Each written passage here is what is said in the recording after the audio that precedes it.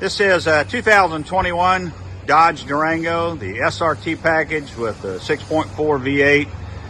We just did a mid-muffler delete, put a Truex pipe in there in its place, customized the pipes, make it all fit in there nice and clean.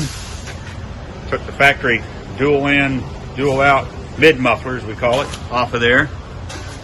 Left the factory resonators on there. It's got the factory converters on there. Well, we just call the rear, save confusion, call those rear mufflers. Left those all in place. Let's see what it sounds like.